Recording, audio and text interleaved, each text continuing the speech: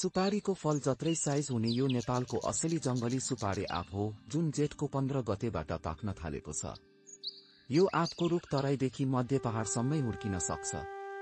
यो आँपको पाकेको फलको कोयाबाट डिभिजन वन कार्यालय उदयपुर कटारीको नर्सरीमा केही वर्षदेखि धेरै संख्यामा बिरुवा बनाउन थालिएको छ।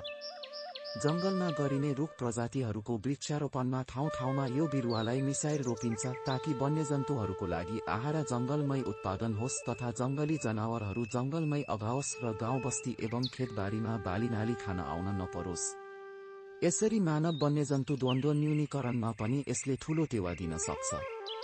यो आँप आफैमा रोग किरा प्रतिरोधी जात हो र प्रतिकूल मौसममा पनि यो रुख धेरै लामो समयसम्म सजिलै बाँच्न सक्छ।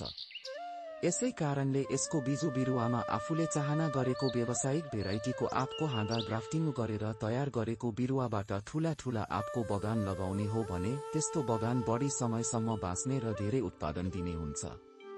धन्यवाद।